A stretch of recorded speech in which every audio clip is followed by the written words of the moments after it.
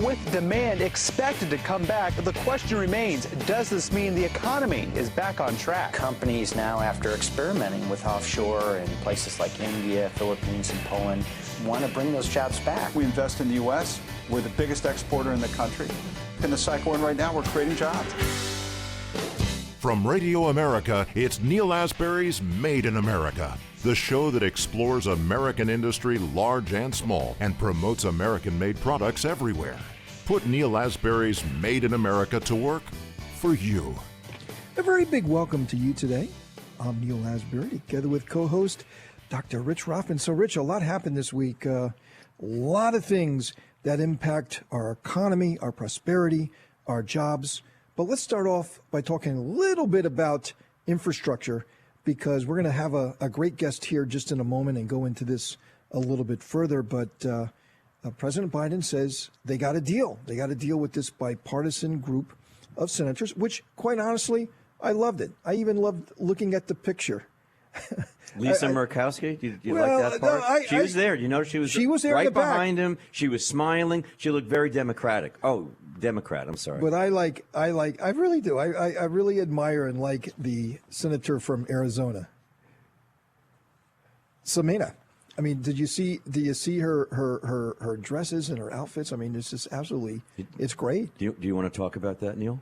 Well, and I'm just telling you, she was standing right next to Biden. Hey, look, you know, she's saying, you know, there is not going to be anything that happens to the filibuster. Uh-huh. Right? Yeah, That's right. a great thing. As of right now. Well, yeah, I have to take her word for it. Yeah. And did you see what she did when it was the minimum wage? I mean, that was really cool, too. It was very cool. We know what I liked the most? This was viral, too. No, this is what I liked about Joe Biden. He came out with all these bipartisan people, and they're hanging around with Lisa Murkowski. Everyone's there, and he's talking about how we got this thing going, and everything's great. He's excited. Then they go away, and he goes back in, and then he comes back out later for a second press conference, and he says, I'm not going to sign this unless I get what I want, and I get this extra money later that I want. Precisely. So I'm not going to say. So what? Well, that's what we're going to talk about. Did he forget that he did the first? You know, that's possible. Did he forget about the first press conference? No, I think he may have. Well, someone needs to whisper in his ear something he's good at. Well, anyway, that's exactly. I couldn't help myself. We're going to get right into that. To say it. Because I have some thoughts on that too. But first, you know, it's not really been a great run here for the unions. The unions. Nope. Hey, the Supreme Court, you know, will surprise you from time to time, but there's not a lot of surprises when it comes to the unions. I mean, they have just not had a good run. Now, of course, the liberal justices are all for the unions, and they've not really broke that. But the conservative justices stay together when it comes to unions, and thank God for that. But there's been another Supreme Court case just recently. Very interesting. About trespassing. And who was trespassing? The union folks on private land to completely disrupt this guy's business. Absolutely amazing, which was legal in California to do, which is even, well, more amazing, but maybe it shouldn't be more amazing. No, it's not amazing. It's California. It's California. Nothing's amazing. It ain't the East Coast. It's California. Just being clear on that. Nothing's amazing when it comes to California. Good. But we got a great guest coming on right now, Joshua Thompson from the Pacific Legal Foundation, to tell us all about it. Joshua, welcome to Made in America. Thanks for having me on. Really appreciate it. So when I read this, and it's on your website, which, by the way, is pacificlegal.org, great website. I really enjoyed reading this, but I couldn't comprehend. So in California, it is legal for people who want to unionize, in this particular case, nursery workers, right, to go on private property, waving flags and shouting over bullhorns, essentially intimidating the nursery staff, disrupting the workday, messing up with this guy's business. That was all legal to do. That was legal to do in the name of unionism in California. But this guy says, we're not going to deal with it. We're going to fight back. Tell us about that. Sure. I'd be happy to. So this regulation in California goes back 40 years, and it allows union organizers to come on to any agricultural business for 3 hours a day, 120 days out of the year, and try to get the employees to unionize. And the property owner, the agricultural business, has absolutely no authority under the law to tell them that they cannot come onto your property. So what happened with our client, Cedar Point Nursery, it's a small strawberry nursery up way at the border of California and Oregon. They have a very short harvest season, 6 weeks in the fall, and they knew nothing about unions. UFW rarely goes up that far in California. And one morning, they wake up in the middle of their harvest season, hundreds of workers in their sheds cutting the strawberry plants. And all of a sudden, bullhorns and stampedes, 5 in the morning, woke up our client and just staged a huge protest and tried to get the workers to strike and to unionize. They ultimately failed because the employer there provides really great benefits, does a really great job with his workers. But when he tried to call the cops to get them ejected, the cops were like, no, this is fine under California law. So that's when we decided, with the help of, I went up and talked to Mike. I'm with Pacific Legal Foundation, as you said, and we brought a lawsuit challenging this regulation as an unconstitutional infringement of his property rights. And we just this past Wednesday received a vindication from the United States Supreme Court that said, yes, this is a taking of his property rights, and it's illegal for the state of California to do it without compensation. I just find that to be amazing, that you have no control up until recently, thank God for this organization that you represent, to stop people from trespassing. One would think that's trespassing on your property. I have a question. Can they only trespass, in our parlance, on that land, or can they actually come into a building, a work building?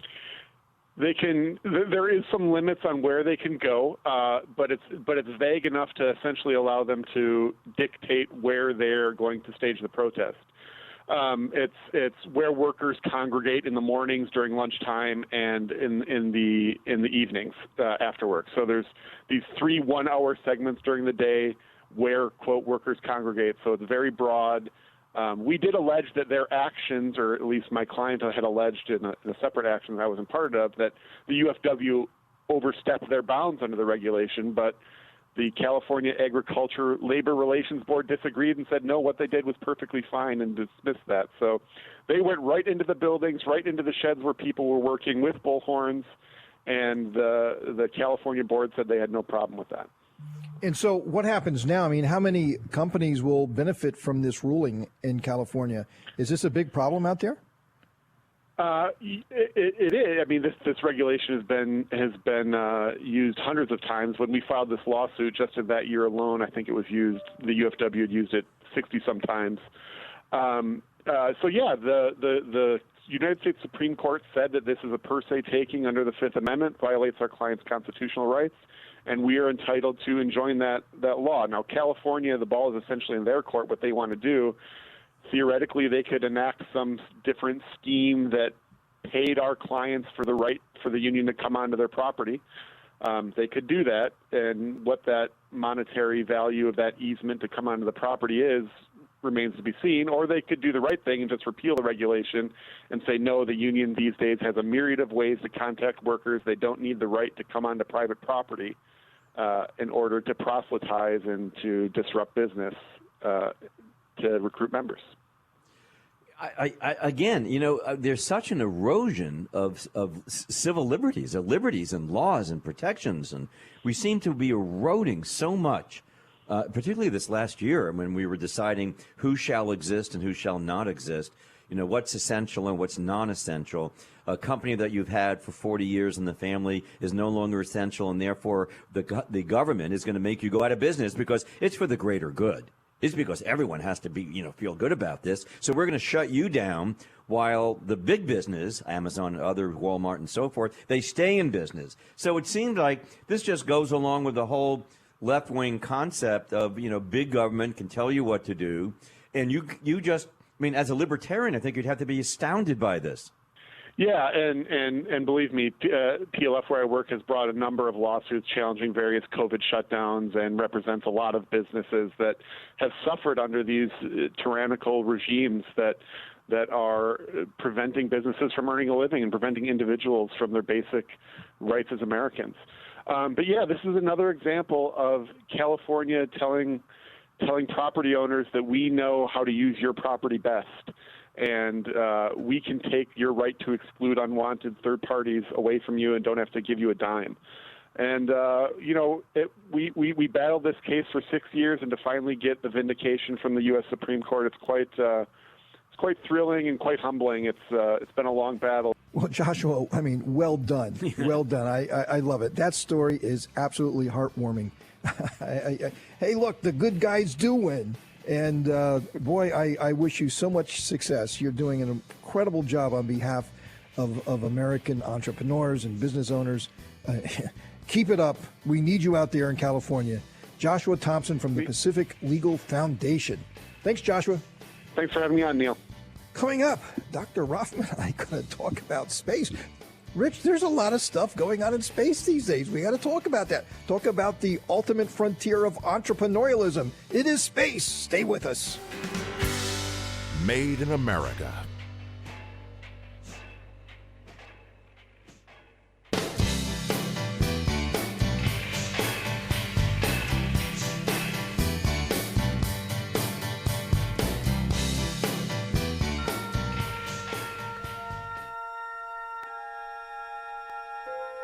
Space, the final frontier.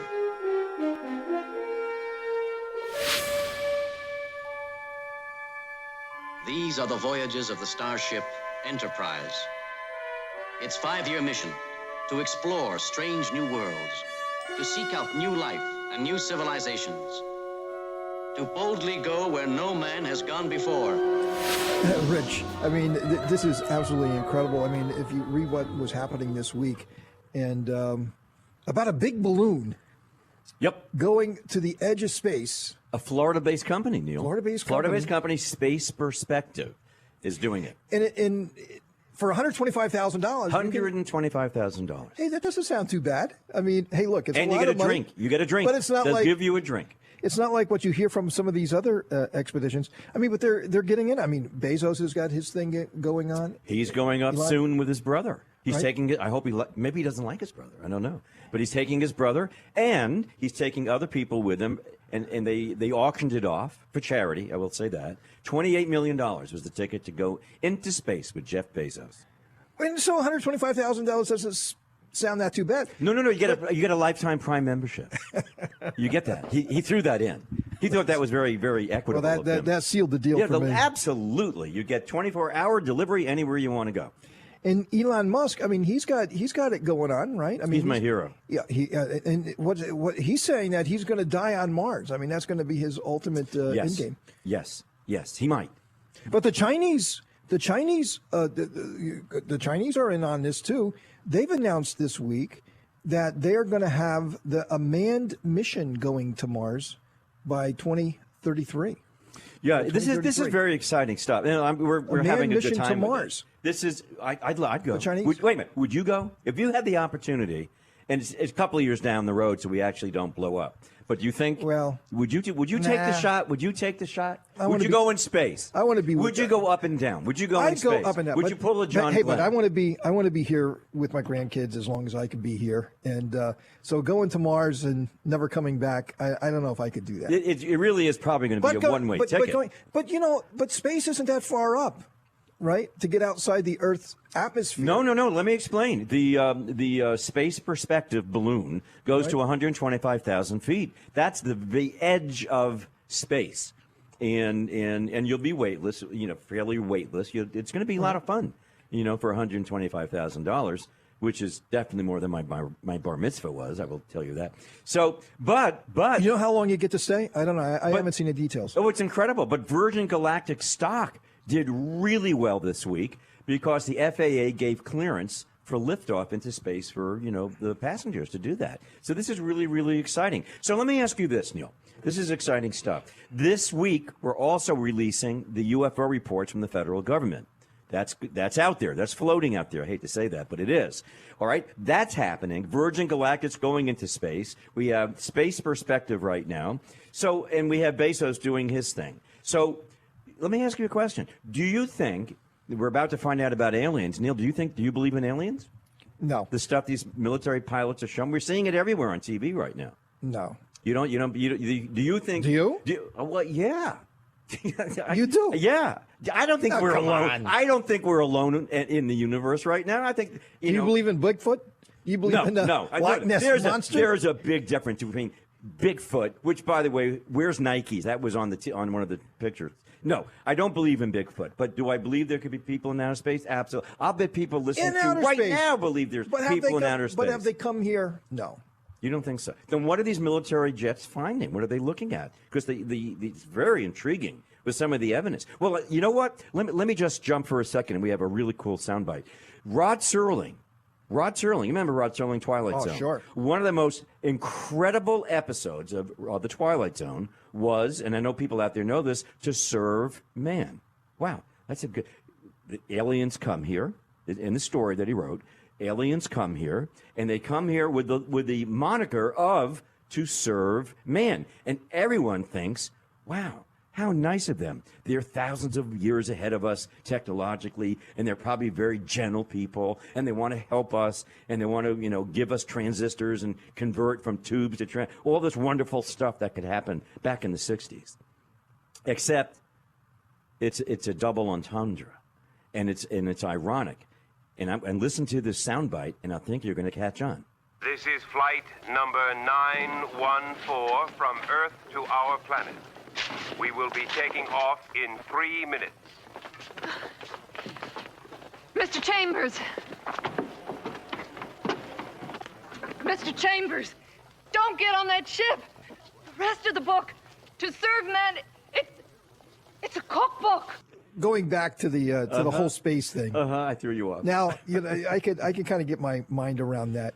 But I will say, I think we're witnessing, this whole new industry that's going to spring up, because I think that they're going to figure it out. I think they're going to figure it out how to get into space, because it's really not that far, and you can get up there, and you're not going to take like going to Mars, and it's going to take you, I don't know, a year or two to get there, and a year or two to get back. But they're going to figure this space thing out, and they're going to get it down to a price in my lifetime to where I can afford it, and I'm going to go. But I'm not going to go to Mars. Okay. But I'm going to hold you to that. And I'm going to see the heavens in a way that I've never seen them before. Hey, Rich, as I said at the beginning of the show, we're going to have a great discussion about infrastructure. We're very pleased to have joining us in just a moment Veronique Desroger from the Mercatus Center at George Mason University. Stay with us. You don't want to miss it.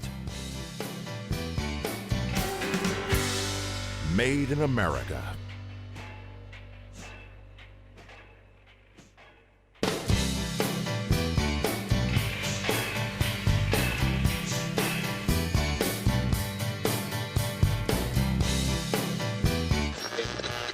Sharply higher at the open, stocks continued to perform well over the course of the day Tuesday. And I think that bodes well here over the next couple of years for having bigger demands coming to this country. Now, more of Neil Asbury's Made in America.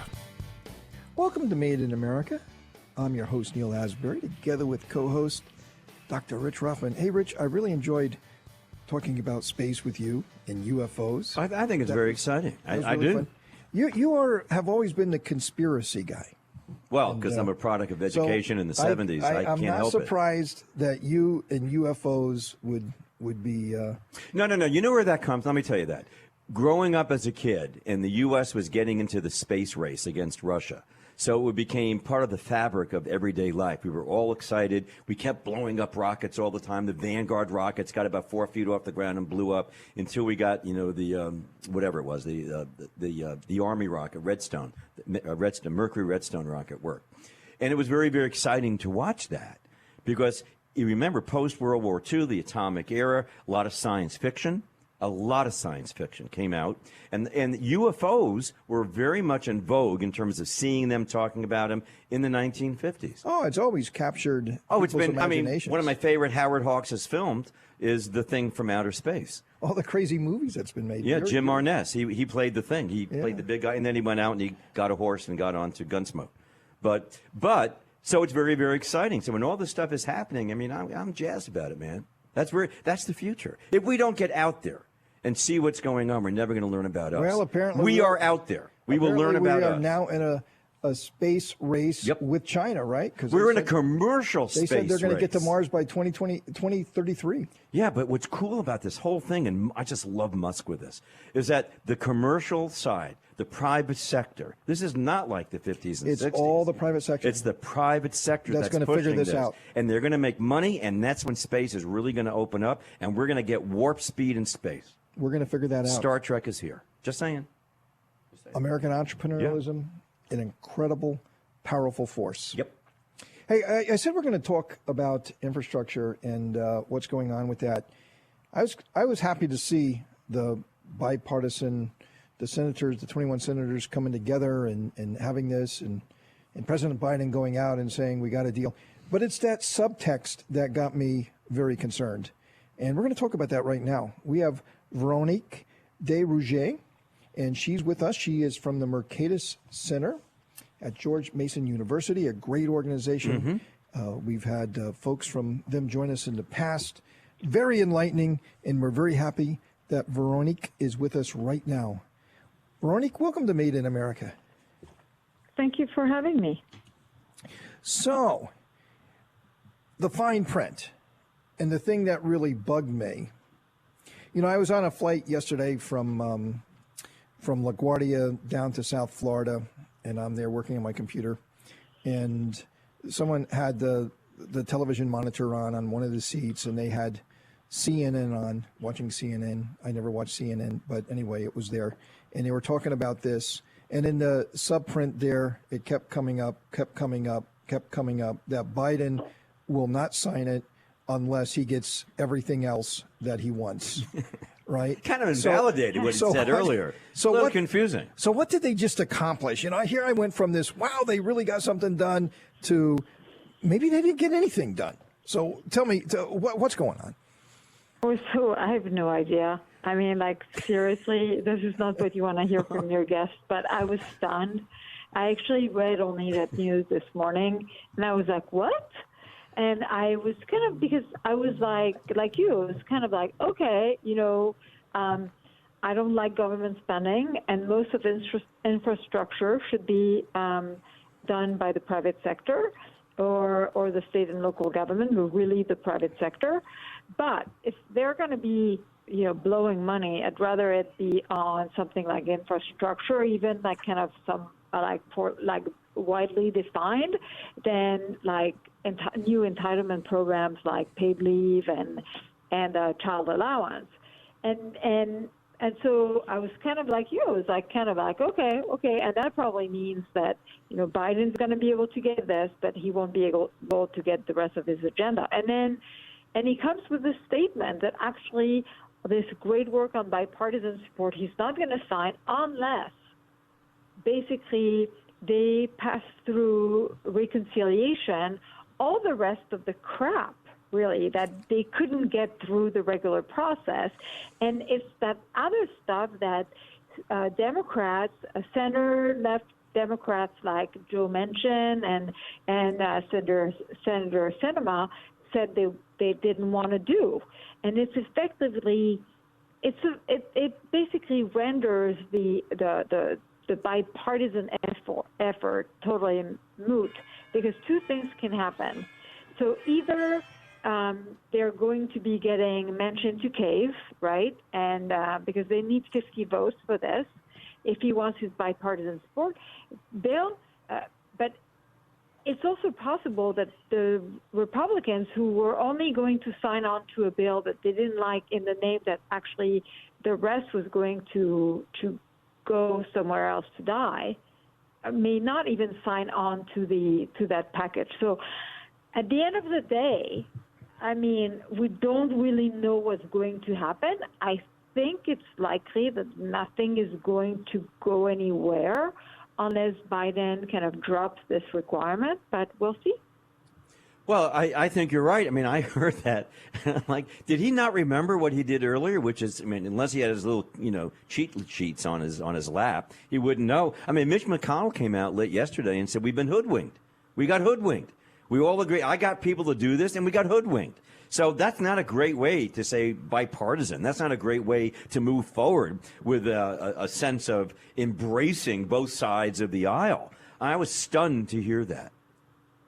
Yes, no, and really, I mean, it's interesting because it's, if Manchin says under no circumstances do I get bullied like this, maybe that bipartisans, they're going to be able to get this to go through.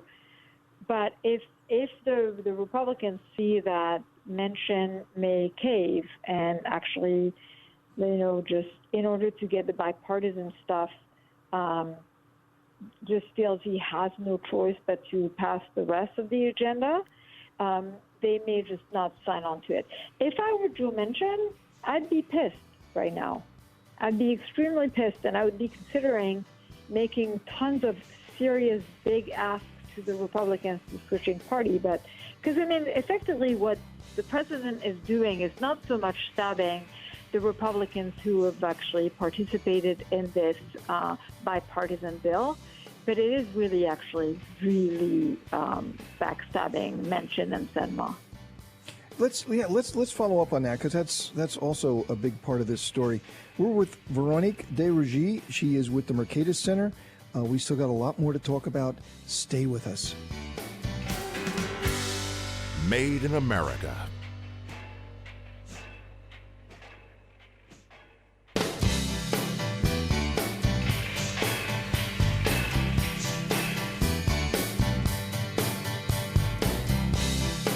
Welcome to Made in America. I'm your host, Neil Asbury, together with co-host Dr. Rich Rothman, and we are together with Veronique de Rugy from the Mercatus Center.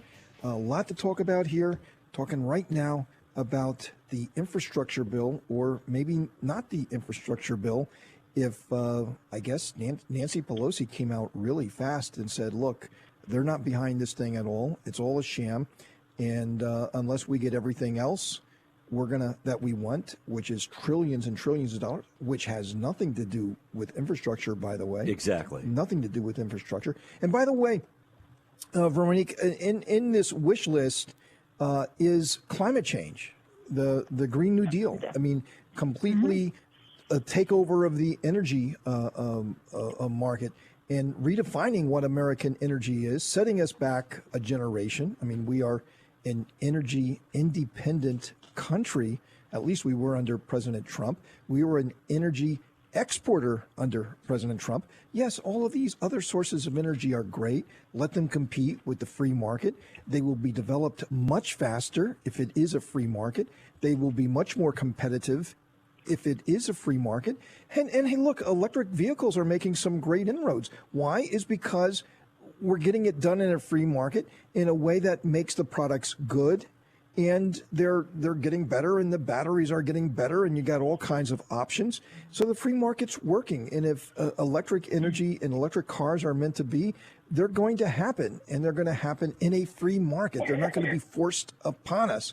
So what I wanted to ask you, you talk about Senator Manchin, especially him, and I bring him up because he is from West Virginia, and West Virginia is a coal state. So how in the world do they expect Senator Manchin to sign up for all of this other stuff when it completely destroys his home state? His home state is already being wiped out by the liberal agenda. That's why West Virginia, which was like the most bluest state in the country less than a generation ago, is now one of the most reddest states in the country, is because the war that the liberals have waged on the people of West Virginia. So how in the world can Biden and Pelosi believe that Joe Manchin is going to sign up for further decimation of his people in his state? I don't think he'll do it. I really pray that he doesn't do it. But they're banking on him going so much against his state and his people and what they do and how they derive their livelihoods. I mean, can't they see that, that just won't work for Joe? I don't know. Like, you're asking me to read the minds of two of the most obscure people I mean, I have no idea what they're thinking. There's a lot of magical thinking that goes around in Washington, and I think it's a poker bluff thing. It's like the guy who puts his entire chips on the table and says, "We'll see," right? And he doesn't have good cards, and he's just kind of going to see whether the other one bites, because the move is so bold that maybe they're going to think that no one does something that crazy without having actually good cards. I think there's some of that happening. Biden and Pelosi have been known for overplaying their hands, a number of times, but I would have a very hard time seeing Manchin doing it unless he believes that not being able to pull through the bipartisan agreement is worse for his political career than just basically standing up to what he said and his principle on refusing to be bullied by the president. And when you talk, everything you said about green energy is correct. It's worth mentioning, though, that in the compromise, the bipartisan compromise, there is the subsidies for electric cars is there, has been renewed, and it continues. So there's that. But there's not so much of all the really class warfare type of tax that are very anti-infrastructure and effectively would be counterproductive because they would reduce the investment in infrastructure assets. You know what? You're picking up on what you said about the charging stations, which is what's mentioned in the bill originally, and I think it's still there. That it would be the federal government, Neil, that would be supplying the funds for the charging stations. Now, I don't understand why the federal government would build the charging stations when 100 years ago the gas stations were done by the private sector. Why not the private sector? Why does the public sector have to do that? Again, that goes back to free market. No, I agree with you. I mean, in my opinion, most infrastructure is private. Absolutely, most of it is private. Good for you. 65% of all infrastructure assets are owned by the private sector. Most infrastructure investment is done by the private sector. Veronique, we're going to have to end it there, man. You've been an incredible guest. We really love talking to you and on this, but we'll have to get you back real soon. There's so many things that we could discuss. We love your opinion. I would love to. Veronique de Rugy from the Mercatus Center at George Mason University. Thanks, Veronique. You're very welcome. Thanks for having me. Coming up, Dr. Rothman and I are going to have some final thoughts for the day. Made in America.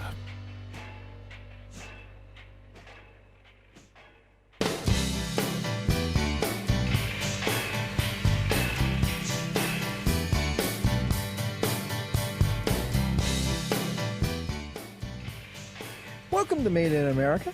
I'm your host, Neil Asbury, together with co-host Dr. Rich Rothman. So, Rich, I mean, today's show was like it's eclectic. A typical show. It's an eclectic show. Yeah. From unions to space to UFOs to infrastructure. Wow. So once you have a show that covers those topics, man, it's like, where do you go from there? But I will tell you that as we are talking about infrastructure, right? Mm-hmm. And we're talking about climate change and other energy sources, right? We talked about electric cars. When you talk about any solution that you can come up with of any problem that this country faces, at least economically, and when it comes to prosperity and it comes to job creation, what is at the heart of all these solutions? Entrepreneurialism. Private sector. The private sector. Exactly. Economic freedom. That's what we're all about. Giving people the ability to dream and to think, to take risk.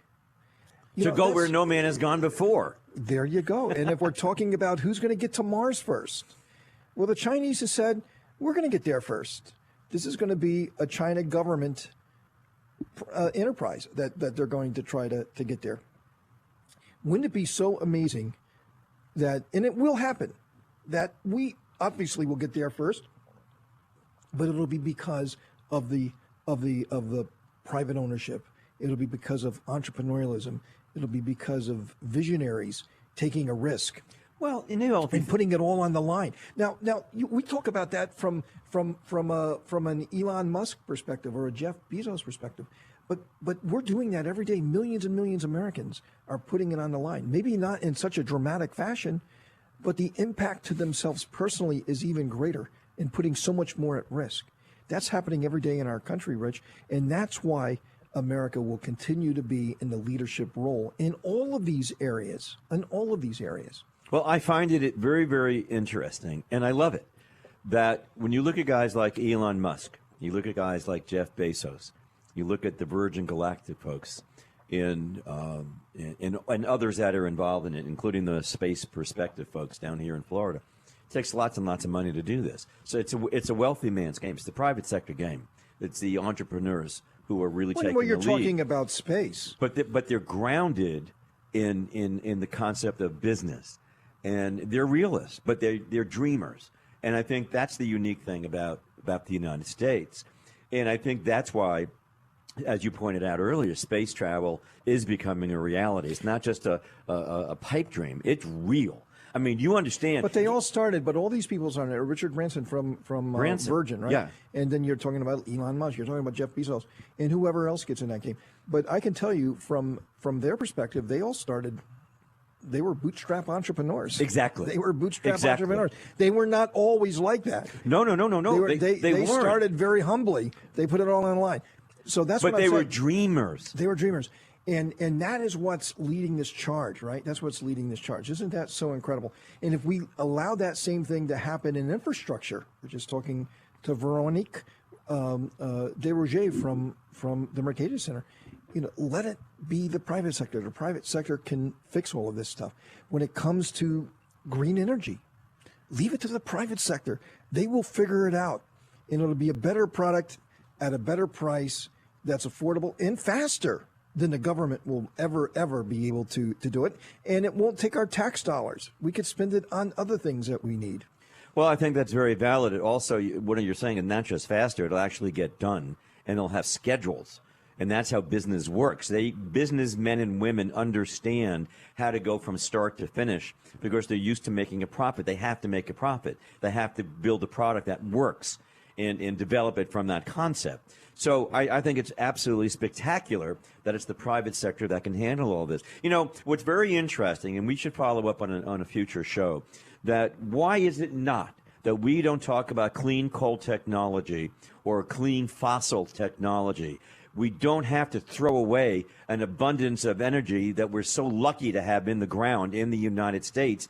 Well, very good, Rich. You got the last word on that. I did. I know. Well I threw that in, man. I just had to. Well, as you've seen today, and as you see always, we're always out there fighting for your jobs.